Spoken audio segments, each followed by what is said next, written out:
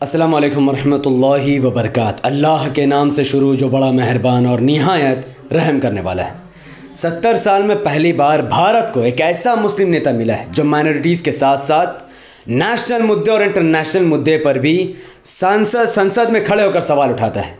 China ने हमारे देश के 20 जवान को शहीद कर दिया, मौत के घाट उतार दिया, तड़पा कर मारा खतरनाक हथियारों से।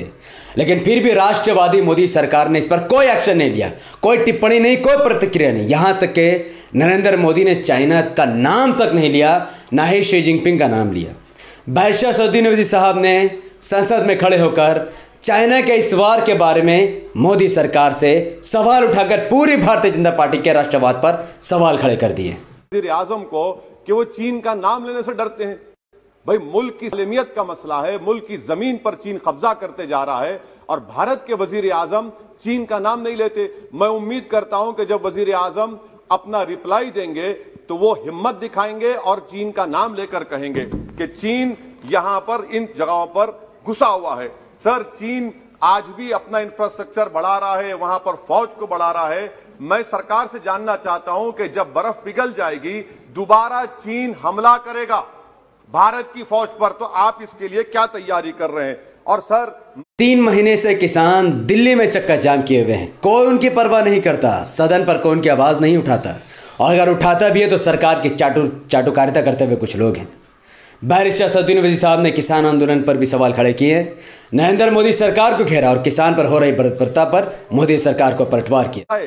क्या किसान से जो बर्ताव किया जा रहा है वो ऐसा लग रहा है कि वो चीन की फौज बनी हुई है, और जो चीन की फौज से बर्ताव किया जाना था आप किसानों से कर रहे हैं। तो मैं इस हुकूमत से जानना चाहता हूं कि इंफ्रास्ट्रक्चर और ये किसानों से क्यों जुल्म किया जा रहा है? सर, यहां पर ये तीनों कानून को लेना पड़ेगा वापिस, आपको आपकी अना को थोड़ा मिटाना पड़ेगा और तीनों कानून को वापस लेना पड़ेगा।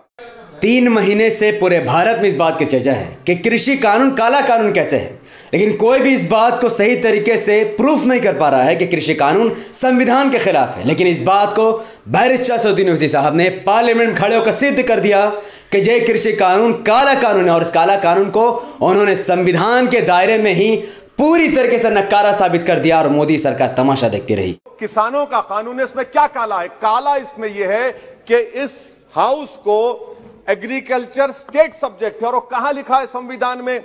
एंट्री 14, एंट्री 28, शेड्यूल 7 में। और यह फेडरलिज्म के खिलाफ है। केशवानंदा भारती खास तौर पर कहता है कि फेडरलिज्म बेसिक स्ट्रक्चर है, तो यह सबसे बड़ा काला है। और सर, यह पूरा किसानों के एजिटेशन से क्या बात मालूम हुई कि सरकार को इस लोकसभा की अजमत, इसकी खूबसूरती की कोई इनके पास हैसियत नहीं है। सरकार इस ऐवान से डरती नहीं है। सरकार किससे डरती है? जब लोग रोड पर निकल कर आते हैं तो मोदी जी की नींद हराम हो जाती है। तो वही आप पैगाम दे रहे हैं कि लोग रोड पर निकले तो सरकार कहती है कि हम 1.5 साल तक कानून को मुलतवी कर देंगे। अरे आप कैसा बोलते? क्या इस ऐवान की तौहीन नहीं है कि आप यहां पर कानून अपनी ताकत की बुनियाद पर बनाते हैं और इस लोकसभा की अजमत को निस्तनाबूद कर देते हैं? तो यह बात आपने पैगाम दी कि जब लोग रोड पर निकल कर आते आप। 6 दिसंबर 1992 भारत के इतिहास का वो काला दिन जिसको कोई भी मुसलमान या एक नॉर्मल हिंदू भूल नहीं सकता है, जो इंसाफ पसंद है। उस दिन हमारे देश की हमारे बाबरी मस्जिद को तोड़ दिया गया, हिंदुत्व हाथों द्वारा, कांग्रेस द्वारा, बीजेपी द्वारा, पुलिस द्वारा, तमाम लोगों ने मिलकर उस मस्जिद को शहीद कर दिया। मुसलमानों का वोट लेने वाली कांग्रेस ने कभी भी खड़े होकर बाबरी मस्जिद के लिए सवाल नहीं उठाई। मुसलमानों का वोट लेने वाली वेस्ट बंगाल की पार्टी टीएमसी ने भी कभी सवाल नहीं खड़े किए। सीपीएम, आरजेडी, जेडीयू, कांग्रेस किसी ने भी सवाल नहीं खड़े किए। लेकिन कल संसद में खड़े होकर बादशाह सऊदी नवाज़ी साहब ने एक बार फिर बाबरी मस्जिद का मुद्दा उठाया, सरकार को घेरा, बाबरी मस्जिद को शहीद करने वाले एक एक शख्स का नाम लेकर कहा कि आखिर सरकार उस पर कार्रवाई क्यों नहीं करती है। बाबरी मस्जिद के डेमोलिशन का केस आता है, जजमेंट आता है, और केस में कहा जाता है कि किसी ने नहीं तोड़ा। अगर सरकार उस जजमेंट के खिलाफ अपील क्यों नहीं करती? अपील क्यों नहीं करती? एक क्रिमिनल एक्ट सुप्रीम कोर्ट ने कहा डेमोलिशन ऑफ बाबरी मस्जिद को, आप हुकूमत में हैं, आप अपील इसलिए नहीं कर रहे क्योंकि आप अपने लोगों को पैगाम देना चाहते हैं। क्या पैगाम देना चाहते हैं? कि बेटा काशी मथुरा में भी तोड़ दो, हम तुम्हारे साथ हैं। अपील नहीं करना चाहते बाबरी मस्जिद डेमोलिशन केस को। क्या आप इंसाफ पसंद नहीं है? क्या आप मजलूम के साथ नहीं खड़े रहना चाहते? क्या आप जालिमों को जेल में नहीं भिजाना चाहते जिन्होंने 6 दिसंबर को बाबरी मस्जिद को शहीद किया? आपकी खामोशी इस बात का इकरार है कि आप तशद्दुद पसंद है। आप जबर के नाम पर आपके पास कानून की बालादस्ती का कोई रोल नहीं है। 1 साल पहले CAA को कानूनन मान्यता दे दी गई थी, संसद से पास कर दिए गए थे उसे। पूरे भारत के लोग रोड पर थे, कांग्रेस, RJD, कितने सारे लोग दिखावा कर रहे थे कि हम CAA के साथ हैं, हम लोग मुसलमानों के साथ हैं। लेकिन जब मामला ठंडा हुआ तो वो लोग भी ठंडे पड़ गए और ठंडे बस्ते में डाल दिया CAA को। लेकिन CAA का तलवार आज भी भारत के गरीब लोगों तक उनके गर्दन पर लटक रही है। लेकिन बादशाह असदुद्दीन ओवैसी साहब CAA को नहीं बोला और उन्होंने मोदी सरकार को वार्निंग दी कि अगर दम है, धक है तो फिर CAA कानून लाकर बताओ। जैसा आंदोलन किसान कर रहे हैं वैसा आंदोलन एक बार फिर करेंगे और मोदी सरकार को जड़ से उखाड़ कर रख देंगे। बात आपने पैगाम दी कि जब लोग रोड पर निकल कर आते आप डरते हैं। आप बनाओ CAA के रूल्स, इंशाअल्लाह हम दोबारा रोड पे निकलेंगे, पूरे भारत में उसके खिलाफ एहतजाज होगा। बैरिस्टर असदुद्दीन ओवैसी देश के एक ऐसा सांसद, एक ऐसा नेता, एक ऐसा मसीहा जो हर 100 साल में एक बार एक जमीन में जन्म लेता है। बाबा साहब अंबेडकर, महात्मा गांधी के बाद भारत का सबसे बड़ा नेता पैदा होने वाला बैरिस्टर असदुद्दीन ओवैसी है, जिसने माइनॉरिटीज के साथ साथ फॉरेन पॉलिसी पर भी मोदी सरकार को इतनी जिल्लत और रुसवाई दिखाई है कि आप वीडियो देखकर खुद दंग रह जाएंगे कि वाकई में ऐसे नेता को कोई वोट नहीं करता। अब फॉरेन पॉलिसी पे आ जाइए। किसी इना मीना डीका ने ट्वीट किया, आपने परेशान हो गए। इना मीना डीका ने ट्वीट किया, आप खड़े हो गए। अरे कौन सी फॉरेन पॉलिसी है आपकी? भारत के अतराफ में जितने पड़ोसी हैं, चीन हमला किया, कौन सा एक पड़ोसी है जो चीन के खिलाफ बोलता है? बताइए। कोई नहीं बोलता, मुंह नहीं खोलता। श्रीलंका में आप पोर्ट बना रहे हैं, किसके साथ? जापान के साथ। किसको काम मिल रहा था? आपके नूरे नजर को, आपके नूरे नजर को, आपके चहीते नूरे नजर को। श्रीलंका ने कहा हम भारत को नहीं बनाने देंगे टर्मिनल पोर्ट यहां पर। आप बताइए फॉरेन पॉलिसी। सर, नेपाल का वजीर आजम कहता है कि भारत से ताल्लुकात उस वक्त तक बहाल नहीं होंगे जब तक कि भारत नेपाल की जमीन वापस नहीं करता। कहां सो रहे हैं सर आप? पड़ोस में कोई हमारा दोस्त नहीं है। चीन बांग्लादेश से कोविड की बात करता है, अफगानिस्तान से अमेरिका छोड़कर जा रहा है। क्या आपके पास कोई पॉलिसी है गनी हुकूमत को सपोर्ट करने की? आपके पास कोई पॉलिसी नहीं है। अच्छा सर, FDI का मतलब अब समझाता हूं मैं। FDI का मतलब यह है कि 5 फरवरी को ब्रैड शर्मन जो अमेरिका के रिप्रेजेंटेटिव, उनके पास भारत के अमेरिका के सफीर गए, तो ब्रैड शर्मन ने ट्वीट कर कहा कि भारत सरकार को इंटरनेट खोलना चाहिए, भारत सरकार को पीसफुल प्रोटेस्ट करना चाहिए। कौन होता है ब्रैड शर्मन जो भारत को सिखाए? ये FDI है। और भारत सरकार का डिप्लोमेट, एम्बेसडर बैठकर उनका लेक्चर सुनता है और उसके बाद क्या होता? 3 दिन के बाद आप कश्मीर में इंटरनेट खोल देते हैं। ये आप FDI कर रहे हैं, हम नहीं कर रहे हैं। कश्मीरी मुसलमान, जब भी कश्मीरियत का नाम आता है, कांग्रेस, TMC, CPM, RJD सब डर जाते हैं और एक मत होकर आर्टिकल 370 को हटाने के लिए उन लोगों ने BJP का सपोर्ट किया था। कश्मीर में सोफियान इनकाउंटर किया गया था, 3 आम मुसलमानों को मौत के घाट उतार दिया गया था और जिस ब्रिगेडियर ने उनको मारा था, उनको मरवाया था, उसको इनाम से नवाजा गया। लेकिन उसकी चर्चा कभी भी कांग्रेस ने उसके खिलाफ एक बात नहीं बोली, TMC ने नहीं बोली, CPM ने नहीं बोला, आम आदमी पार्टी ने नहीं बोली। ये सब के सब मुसलमानों को वोट लेते हैं और उन 3 मुसलमानों को मौत के घाट उतार दिया गया। लेकिन सोफियान इनकाउंटर के बारे में पार्लियामेंट में खड़े होकर एक बार फिर असदुद्दीन ओवैसी साहब ने बता दिया कि वाकई में अगर देश का कोई सच्चा और सही नेता है जो देश को राह दिखा सकता है और मुसलमानों और दलितों का वोट जिस पर महफूज है, वो असदुद्दीन ओवैसी है। कश्मीर की आई, कौन है इम्तियाज, कौन है अबरार, कौन है इब्रार? इनको शोपियान में एनकाउंटर पर मार दिया गया, प्रूव हो गया। और ब्रिगेडियर आरा सेक्टर का जिसने इनको टेररिस्ट कहकर मारा, उसको अवार्ड देते हैं आप। सर, इन मरने वाले कश्मीरियों के लिए कौन रोएगा? क्या वजीर आजम रोएंगे? क्या वजीर आजम रोएंगे? क्या कोई रोएगा? अच्छा सर, एक दिल्ली दंगा हुए करीबन 1 साल से ज्यादा वक्त हो चुका है। हजारों मुसलमानों के घरों को जला दिया गया है, कोई उनकी मदद करने वाला नहीं है। उनके पैसे, उनके घर, उनके द्वार, सब कुछ जला पड़ा है और आम आदमी पार्टी को वोट देने वाले जुम्मन मुसलमान भी खामोश हैं। कितनी मस्जिदों को तकलीफ पहुंचाई गई है, मस्जिदों को भी डैमेज किया गया है। लेकिन उस पर अफसोस की बात है कि मुसलमानों को वोट लेने वाली Congress, TMC, CPM, RJD, JDU ने नहीं उठाए सवाल।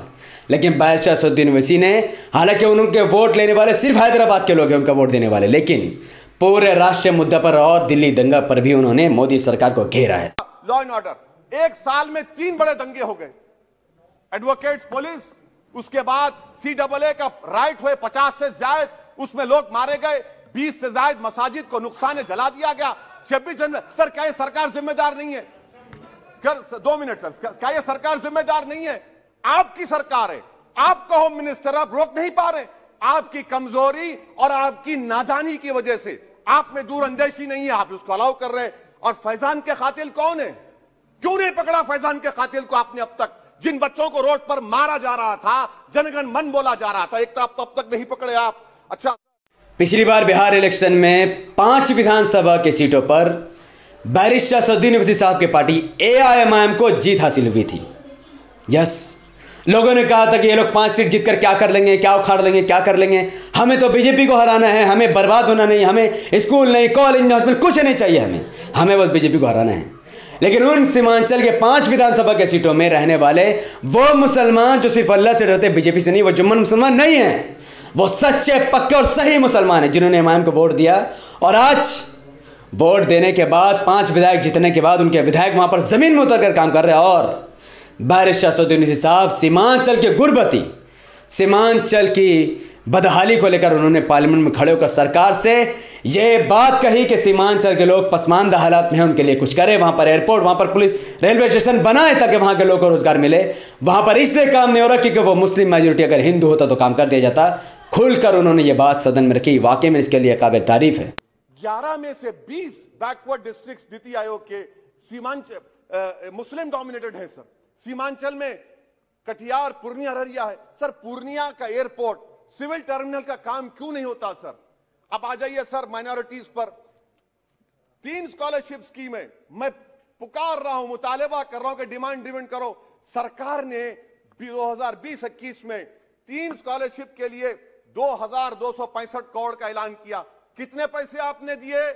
सबका साथ, सबका विकास, सबका विश्वास, 436 करोड़ रुपए। किसको झूठ बना रहे हैं आप? पढ़िए आप लोग। अच्छा सर, उसके बाद आप देखिए कि कितने लोगों को कितने माइनॉरिटी स्कॉलरशिप नहीं मिली। 36,000 माइनॉरिटी स्कॉलरशिप नहीं मिली।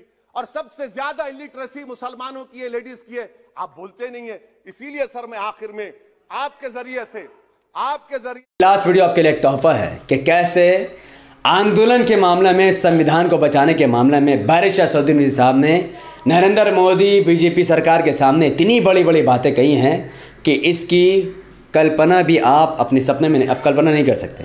CPM, RJD, कांग्रेस, किसी का इतना धक नहीं है जो बैरिस्टर साहब ने कही है। आप उसको देखिए, लास्ट में क्विज कॉम्पिटिशन है, क्विज नहीं है, एक सवाल होगा जिसका जवाब आपको कमेंट में देना। लेकिन कि आंदोलन होगा, नाइंसाफी के खिलाफ आवाज उठेगी, संविधान को बचाया जाएगा। नरेंद्र मोदी भारत के वजीर आजम है, दिल्ली सल्तनत के बादशाह या जहां पनाह नहीं है। जिल्ले लाही का दौर खत्म हो चुका है, जहां पनाह का दौर खत्म हो चुका है। मोदी की आंखों में आंखें डालकर उनकी गलतियों को बोला जाएगा। इसलिए शायर ने कहा था कि जो चुप रहेगी ज़बान खंजर, लहू पुकारेगा आस्ती का। बहुत बहुत शुक्रिया सर। तो अब मैं वीडियो के कंक्लूजन पर आता हूँ। चाइना पर बोला ओवैसी, किसान पर बोला ओवैसी, कृषि कानून को एक्सप्लेन करने वाला ओवैसी, बाबरी मस्जिद की शहादत पर बोलने वाला ओवैसी, CAA कानून पर बोलने वाला ओवैसी, फॉरेन पॉलिसी पर मोदी को जलील करने वाला ओवैसी, सोफेन इनकाउंटर, आम मुसलमानों के निर्मम हत्या पर बोलने वाला ओवैसी, दिल्ली दंगा पर बोलने वाला ओवैसी, सीमांचल के बदहाली पर बोलने वाला ओवैसी, मुसलमानों और गरीब भारत के नागरिकों के स्कॉलरशिप को मार देने वाले घटिया मोदी सरकार पर चढ़ने वाला ओवैसी, और आंदोलन को जिंदा रखने पर बोलने वाला ओवैसी। तो क्या आप सब आज से अपना वोट असदुद्दीन ओवैसी साहब को देंगे जिन्होंने आपके लिए सवाल उठाई, या आज पिछले 70 साल जैसे आने वाले 70 साल तक उन पार्टियों को वोट देंगे जो वोट तो आप कह लेते हैं बीजेपी को डरा कर, लेकिन सदन में चुप हो जाते हैं, सांसद में खामोश बैठ जाते हैं, और हर मामले में जो बिल मुसलमानों को बर्बाद करने वाली होती है उस पर बीजेपी सरकार का साथ देते हैं। तो मैं आपके सामने ये 2 ऑप्शन छोड़ देता हूं, ये तमाम चीज़ देखने के बाद भी, कि आप सब उन रामजादों को वोट देंगे, उन हरामखोरों को वोट देंगे जो हमारा वोट खाकर राज्य करते हैं, गद्दी में बैठते हैं, सरकार बनाते हैं और बीजेपी डरा डरा कर मुसलमानों को खत्म करने की कोशिश कर रहे हैं, या फिर आप उस शख्स को वोट दोगे जो हर मुद्दा पर, दलित, आदिवासी, मुसलमान, चाइना, किसान, हर मुद्दे पर आपके लिए बोल रहा है, या आप उसको वोट देंगे। फैसला आपके हाथों में है। अगर आप समझते हैं कि वाकई में असदुद्दीन ओवैसी साहब आने वाले वक्त का पीएम बन सकते हैं, उन्हें बनना चाहिए, तो कमेंट पर अपनी बात करेंगे कि आज से आप अपना वोट इमाम को देंगे या फिर जुम्मन पार्टियों को देंगे। बहुत बहुत शुक्रिया। इस वीडियो को लाखों लोगों तक पहुंचाने के लिए यूट्यूब हमें सिखाता है कि जब किसी वीडियो पर लाइक, किसी वीडियो पर शेयर, किसी वीडियो पर कमेंट और धड़ चैनल पर लोग सब्सक्राइब करते हैं, तो वो वीडियो यूट्यूब लाखों लोगों तक पहुंचा देती है। तो इस वीडियो को लाखों लोगों तक पहुंचाने के लिए लाइक कीजिए, शेयर कीजिए, कमेंट कीजिए, हमारे चैनल द पॉलिटिक्स को सब्सक्राइब कीजिए, बेल आइकन को हिट कीजिए। आप मुझसे ट्विटर के माध्यम से जुड़ सकते हैं, अपना सवाल मुझ तक पहुंचा सकते हैं, मुझे मैसेज कर सकते हैं। पूरा का पूरा फेसबुक, मैसेंजर, ईमो, व्हाट्सअप, इंस्टाग्राम का डिटेल इसी वीडियो के डिस्क्रिप्शन में है। आप सब वहां से मुझसे जुड़ सकते हैं। बराए मेहरबानी कॉल मत कीजिएगा। अस्सलाम वालेकुम रहमतुल्लाहि व बरकातहू। अल्लाह के सलाम तेरे रहमत बरकात आप तमाम भाई और बहनों पर हो। मैं अल्लाह भी पीस अपॉन अस।